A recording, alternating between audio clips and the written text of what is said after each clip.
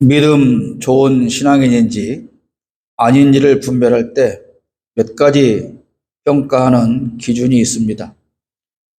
대부분이 성경을 얼마나 많이 읽는가, 기도하는 시간이 얼마나 많은가 하는 것으로 평가를 합니다.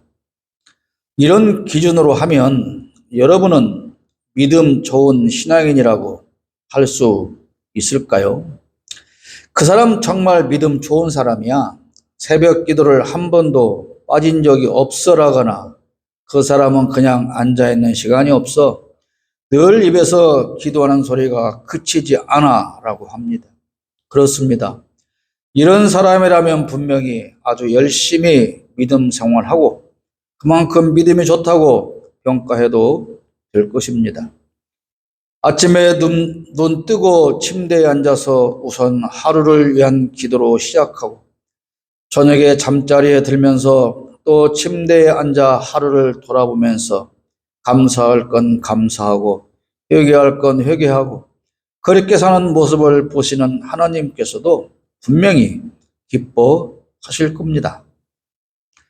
그리고 시간이 날 때마다 예배당을 찾아 강대상 앞에서 조용히 무릎 꿇고 기도하는 모습을 보이는 성도라면 하나님은 그를 정말 사랑하실 것입니다. 어떤 사람은 하도 큰 소리로 기도를 많이 해서 늘 쉰 목소리로 말하는 사람도 있습니다. 사전에서 기도는 신 또는 신격화된 대상과 의사소통을 시도하려는 행위 또는 신에게 무엇인가를 간청하는 행위를 말한다. 이렇게 사전에서는 기록하고 있습니다. 또 사전에서 주문은 술법을 부리거나 귀신을 쫓을 때 외는 글귀라고 합니다. 또 주문은 입으로 특정한 어구를 외움으로써 신비적, 주술적인 효과가 있다고 생각되는 글귀를 말한다.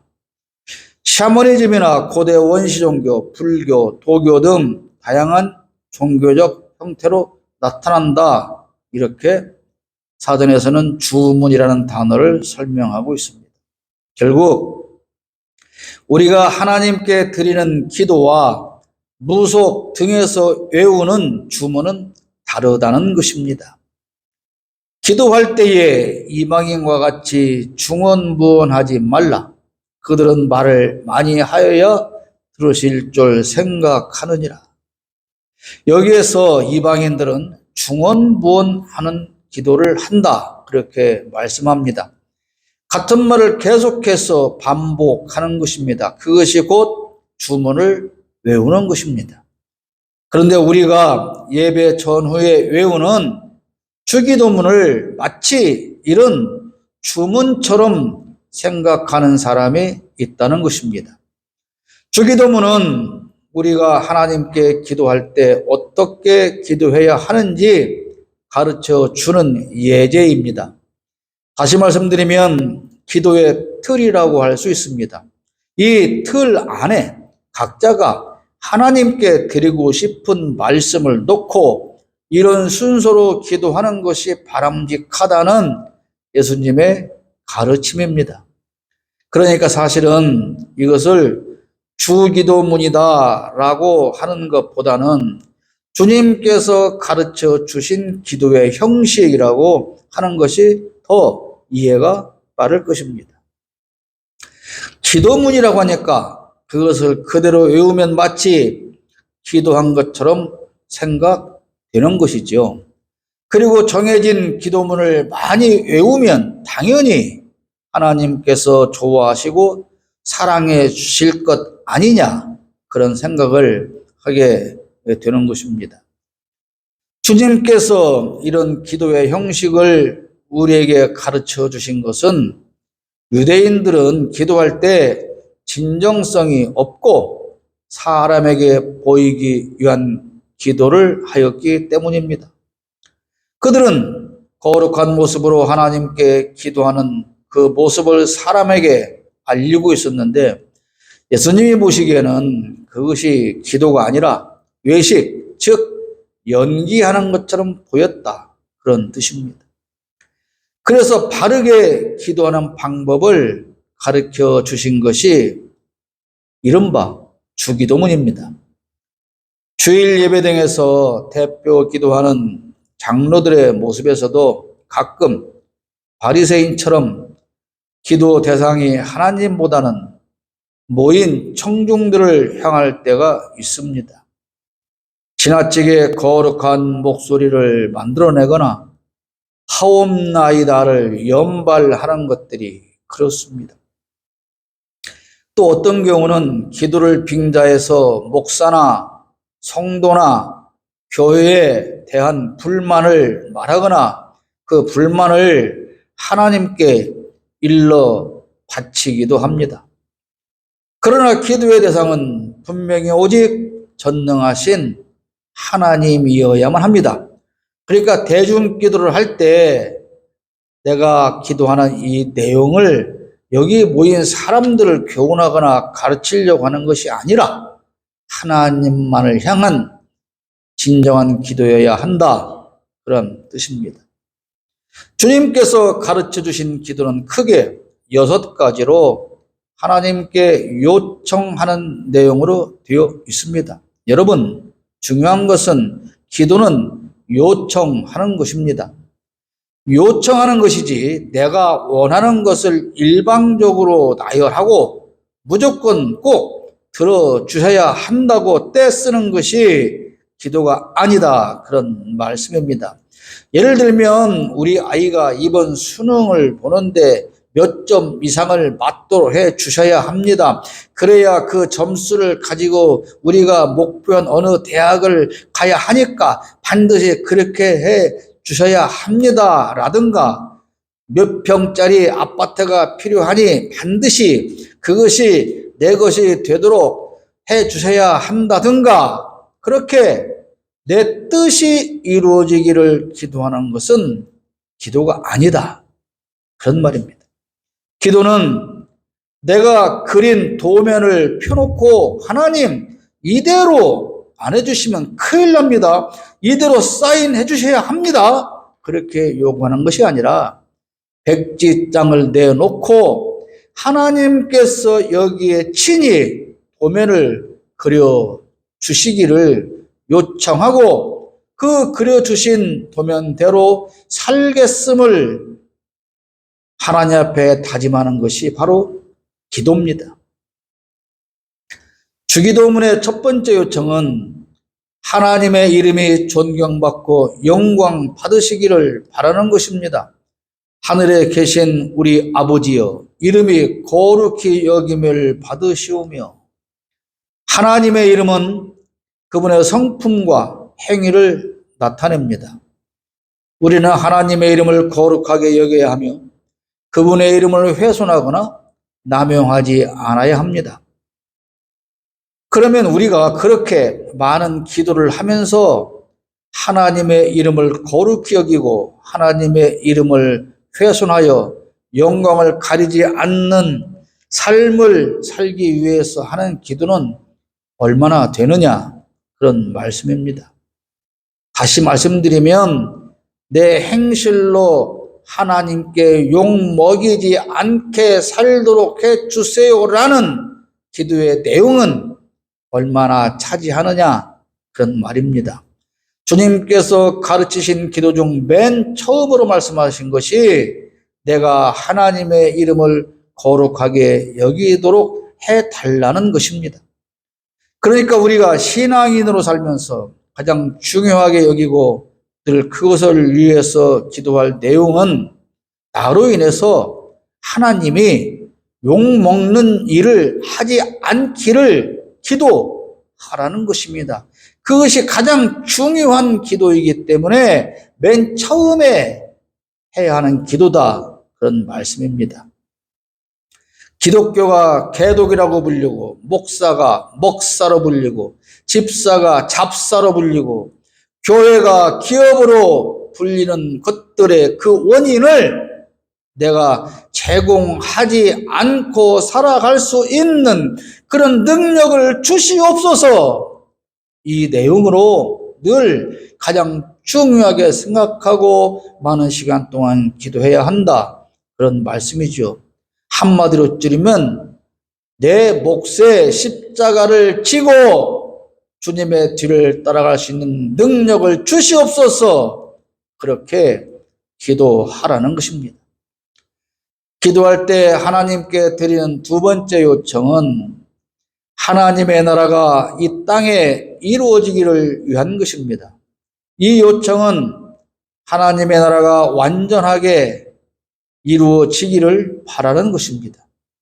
하나님의 나라는 하나님의 통치와 하나님의 권위를 인정하는, 그리고 하나님의 통치와 권위가 인정받는 나라입니다.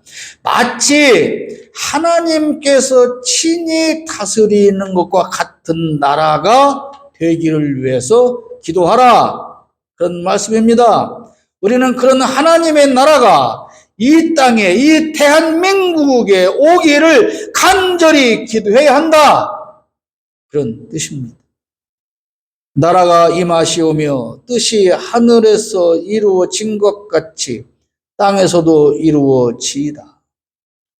우리가 사는 이 땅에서, 우리가 사는 이 땅, 이 나라, 대한민국 안에서 하나님께서 친히 통치하시는 그런 하나님의 나라를 볼 수 있기를 기도하라, 그런 말씀입니다. 하나님의 나라를 다른 말로 뭐라고 합니까? 천국이라고 합니다.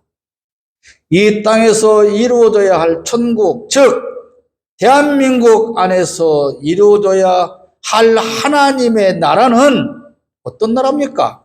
말 그대로 원칙과 상식이 통하고 법이 통하고 정의롭고 공정하며 억압과 탄압받는 사람이 없는 그런 나라, 대한민국을 말합니다. 노동자들이 일한 대가를 정직하게 받는 나라를 말합니다. 기업주와 노동자가 평등한 나라를 말합니다.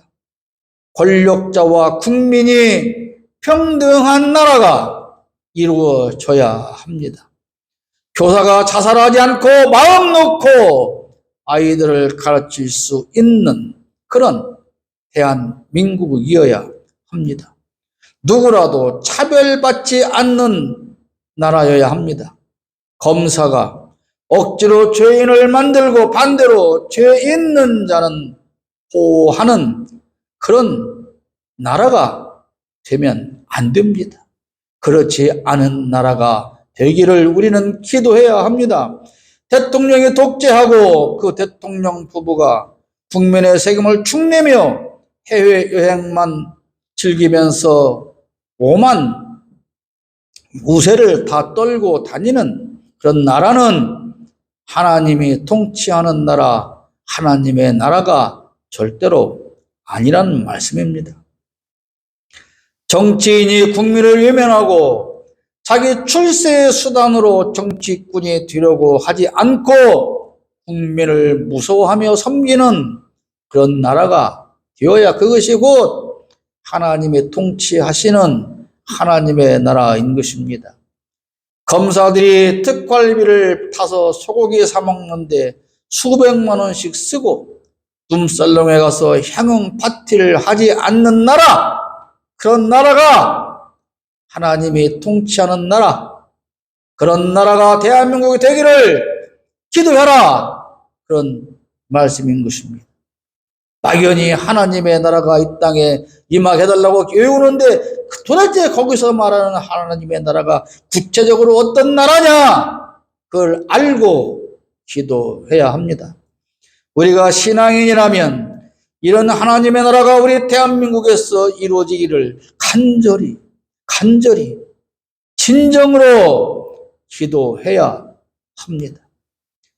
그러나 우리는 주야장천 주기도문을 외우지만 이런 나라를 위해서 기도하지 않습니다. 오히려 이런 말을 하면 왜 신앙인이 정치적인 말을 하느냐고 합니다. 주기도문은 주일 예배가 아닌 가정 예배나 구역 예배나 전도사님 하는 예배나 이런 때 예배를 마치는 순서로 넣기 위한 것이 아니고 하나님께서 우리에게 가르쳐 주신 기도의 교본이다. 그렇게 생각을 해야 됩니다. 온갖 불의와 불공정과 비리와 부도덕과 탄압과 탈취가 판치는 세상에 교회당 간판이 늘어나는 것이 혹시 그것이 하나님 나라가 확장되는 것이라고 여러분은 생각하십니까? 이 땅에 예배당이 많아지면 그것이 하나님 나라가 확장된 것이냐? 그런 말씀입니다. 나라에 있는 모든 건물에 다 교회당 간판이 붙으면 그러면 하나님 나라가 완성된 것일까요? 천만의 말씀입니다. 교회당 간판이 늘어나고 그 안에서 이런 나라가 이루어지기를 기도하는 사람이 많아질 때, 그래서 정의롭고 공의로운 하나님의 말씀이 실천될 때, 그때가 곧 하나님의 나라인 것입니다. 하나님께서는 직접 나라를 통치하지 않습니다. 위임받은 자들이, 하나님으로부터 권력을 위임받은 자들이 마치 하나님이 직접 통치하시는 것과 같은 그런 나라를 만들어 갈 수 있기를 우리가 기도해야 한다, 그런 말입니다. 여러분, 연말이지요. 이제 이웃 돕기 많이 하는 계절입니다. 마치 모아놨던 것을 한 번에 다 하고 넘어가려는 듯이 이제 나누고 섬기고 요란을 떨겠죠. 가난한 자들이 사는 쪽방촌을 정치하는 사람들이 또 돌아다니겠죠. 그런데 여러분, 가난한 사람을 위해서 우리가 나누어 주기는 하는데 그런 가난한 사람들이 왜 여전히 존재하고 있는가는 생각해 보셨습니까? 병든 자를 치료하기 전에 병들지 않도록 하는 것이 더 중요한 것 아닙니까? 가난한 자를 섬기기 전에 그 가난한 자가 만들어지지 않도록 하는 것이 더 중요한 것 아니냐?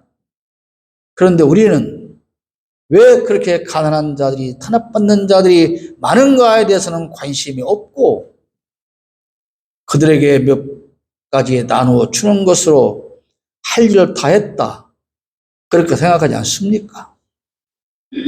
병들기 전에 건강을 잘 관리해야 하듯 가난한 자와 소외된 자들이 넘쳐나기 전에 그렇지 않은 나라가 되기를 기도하라, 그런 말씀입니다. 그것이 주기도문 두 번째 내용입니다. 세 번째 요청은 일용할 양식을 구하는 것입니다. 오늘 우리에게 일용할 양식을 주시옵고, 이 요청은 하나님께 우리의 필요를 의지하는 것입니다. 하나님은 우리의 생명과 육체를 유지하는 데 필요한 모든 것을 다 주십니다. 우리는 그래서 그 하나님께 감사하며 그분께 매일 의존하면서 삶을 살아갑니다. 그러므로 우리는 매일의 양식을 공급받는다면 그것으로 만족해야 합니다. 물론 일용할 양식은 단순히 하루에 필요한 먹을 양식만 의미하는 것은 아닙니다. 생활비도 필요하고 가스비도 전기료도 수도료도 아이들 학비도 옷을 사는데도 그 외에도 기타 등등 많은 것이 필요합니다. 그러니까 일용할 양식이라고 하는 것은 매일을 우리가 살아가는 데 필요한 돈을 내가 가지고 있다면, 그렇게 살 수 있도록 하나님께서 복을 주셨다면 더는 물질에 대한 욕심을 내서 기도하지 마라, 그런 뜻이기도 합니다. 여러분, 목마를 때 수도꼭지 틀고 마실 물이 나오면 족한 것이지, 욕심내서 남들보다 더 큰 물통을 만들고 그 큰 통에 더 많은 물을 저장해 두는 일에 수단과 방법을 안 가리고 그것이 인생의 목적이라고 하면서 산다면 얼마나 어리석은 일입니까? 그리고 그런 것을 위해서 기도한다면 얼마나 어리석은 일입니까? 그런데 우리는 사실 그렇게 살고 있지 않습니까?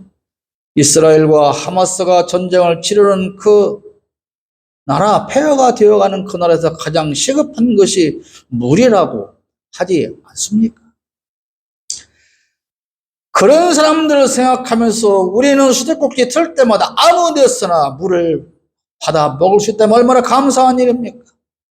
그런데 수도꼭지에 틀 때마다 나오는 물에 대한 감사는 없고 더 큰 물통이 없다고, 그 큰 물통에 아직 물이 가득하게 차지 않았다고 우리는 불평하고 그것을 더 채워달라고 기도하는 것 아닙니까? 그 기도가 제일 중요한 기도 아닙니까? 우리는 이것을 위한 기도가 대부분 아닙니까? 내게 더 큰 물통을 주셔야 합니다. 다른 집보다 더 큰 물통을 주세요. 우리 아이들에게는 세상에서 제일 큰 물통을 주시고 더 많은 물통을 주시고 한계로는 부족하고 그 많은 물통을 가득가득 채워주시라고 날마다 새벽마다 밤마다 그렇게 기도하고 예배당에 가서도 그러는 것 아닙니까? 그러면서 얼굴색 하나 변하지 않으면서 주기도문을 달달달 뻔뻔하게 외우고 사는 것 아니냐, 그런 말씀입니다. 그렇게 살면서 기도 많이 하는 믿음 좋은 신자라고 우쭐거리며 살고 있는 것 아니냐, 그런 말입니다. 큰 물통에 가득한 물은 시간이 지나면 썩습니다. 결국에는 썩어버릴 그 물을 많이 모으기 위해서 애쓰지 말고 물이 부족한 사람을 위해서 관심 두고 그들을 위해서 기도하고 모아둔 물을 나누어주는 삶이 되기를, 내가 그런 삶을 살 수 있는 신앙이 되기를 기도하라. 그것입니다. 나에게만 필요한 일용할 양식이라고 오해하지 말기를 바랍니다. 네 번째 요청은 죄를 용서해 달라는 것입니다. 우리가 우리에게 죄 지은 자를 사하여 준 것 같이 우리 죄를 사하여 주시옵고, 이 요청은 하나님께 우리의 죄를 용서받는 것입니다. 하나님은 우리의 죄를 사랑으로 용서해 주십니다. 우리는 하나님의 사랑을 받아들이고 그분과 화목해야 합니다. 또한 우리는 다른 사람들에게도 마음을 열고 용서해야 합니다. 우리는 늘 회개하며 지은 죄를 고백하고 용서받기를 기도합니다. 그런데 주님은 죄 용서받기 위한 기도하기 전에 먼저 할 것이 있다고 말씀하십니다. 네가 먼저 너한테 죄 지은 자를 용서해야 한다는 것입니다. 여러분, 자다가도 생각하면 치가 떨려서 잠이 깨는 사람이 있습니다. 내 눈에 흙이 들어가기 전에는 도저히 용서할 수 없는 그런 사람이 있습니다. 하나님께는 바로 우리가 그런 사람 아니었습니까? 그러나 하나님은 독생자 예수를 십자가에 못 박으며 그런 우리를 용서하셨습니다. 저도 분명히 그런 사람이 있습니다. 용서하고 싶은 마음조차 들지 않습니다. 그런데도 예수님은 우리에게 그를 용서해야 한다고 하십니다. 그런데 그게 그렇게 안 되지 않습니까? 그러니까 기도해야 한다, 그런 말씀이죠. 이제부터라도 기도해야 합니다. 아무 감정 없이 주기도문만 달달 외울 것이 아니라 용서를 위해서 기도하시기를 바랍니다. 다섯 번째 요청은 시험에 들지 않고 악에서의 구원입니다. 우리를 시험에 들게 하지 마시옵고 다만 악에서 구하시옵소서. 이 말씀을 오해하면 마치 하나님께서 가끔 우리를 시험에 들도록 내버려 두신다, 또는 하나님께서 우리를 시험하실 때가 있다, 그렇게 오해할 수 있는데, 세번역 성경을 보면 우리를 시험에 들지 않게 하시고라고 되어 있습니다. 이 요청은 하나님께서 우리를 지켜주시고 도우시기를 바라는 것입니다.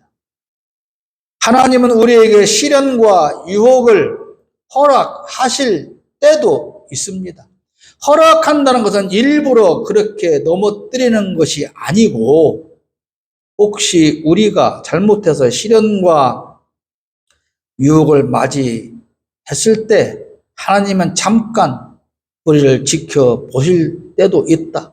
그러나 그분은 우리가 견디고 극복할 수 있도록 은혜와 힘을 주십니다. 우리는 하나님께 의지하고 악한 자와 악한 일에서 벗어나야 합니다. 다윗이 노래한 것처럼 이 세상은 사망의 음침한 골짜기와도 같습니다. 늘 안전한 삶을 위해 기도해야 합니다. 악에서 구해달라는 것은 단순하게 악의 무리에 들지 않게 해달라, 그것으로 그치는 것이 아니고 악의 무리로부터 탄압당하고 착취당하지 않도록 보호해 주실 것을 기도해야 합니다. 그리고 그것은 비단 나 혼자만이 아니라 소외되고 억압받는 많은 우리의 이웃이 구조적인 악으로부터 구원받기를 기도하라, 그런 말씀입니다. 이것이 곧 이웃을 내 몸처럼 사랑하는 일입니다. 개인으로 그치지 않고 공동체와 사회가 구원받기를 위해서 기도하라, 그런 뜻이 포함되어 있는 것입니다. 여섯 번째 요청은 하나님을 인정하고 찬양하는 삶을 위한 것이어야 한다, 그런 말씀입니다.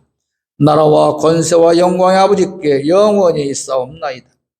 이 요청은 하나님께 찬양과 경배를 드리는 것입니다.